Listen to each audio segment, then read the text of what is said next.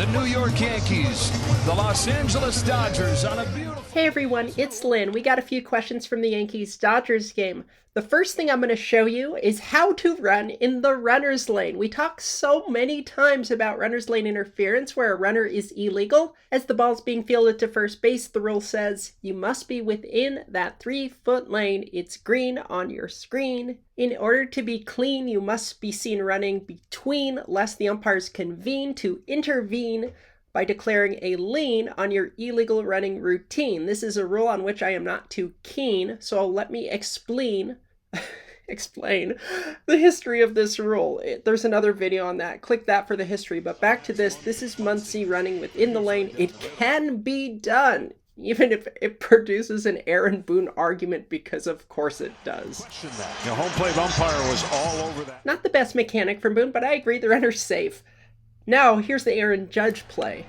Crack down the line. Back to the corner goes Judge. It is caught by Aaron Judge. As, surprise, Aaron Boone's out to argue again, we have to talk about several elements for this play. First, is this a legal catch? 509A1 is the standard air out, specifying a fielder may reach into but not step into an out-of-play area. That means one or both feet on or over the playing surface, provided that neither foot is on the ground inside the out-of-play area. Here, Judge catches the ball with both feet on the playing field. That's a legal catch.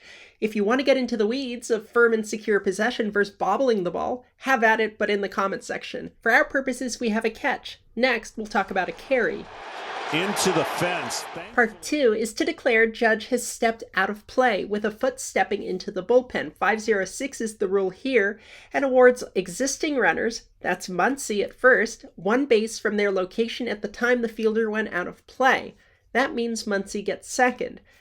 Further complicated by the fact that it was a caught fly ball, so if it was like a super high pop fly and Muncy had rounded second but forgot to tag up, that's another complication. You would give him a base from the base that he was last legally positioned at, which would have been first base. It was a caught fly ball. He has to go back to tag up. To figure out how in the world that could be possible, that is considered out of play when the door opens. I just explained it. If you watch 10% of this video, you'll figure it out. As for who's responsible for securing the gate, the answer is this guy, a member of the Dodgers staff who posts up in the bullpen. That said, Dodgers Stadium is super old, like me trying to fit in on Discord, so a hard impact like Judge's can force even a locked gate open.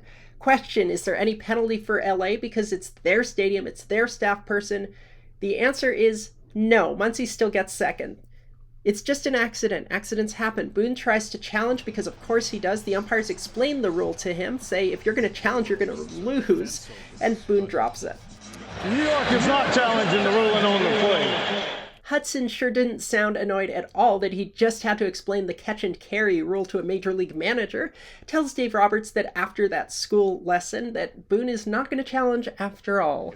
Roberts chuckles and probably thinks about how that rules conversation with the opposing manager might have went. Look at that smirk. Thanks for the question. Be sure to like and subscribe, visit us online, and take the 10-question rules quiz right here that a certain manager on the field got a 10% score on. Can you beat 1 out of 10? It's a true-false quiz. I sure hope so. After all, you're here learning the rules just like us. We'll see you on the site.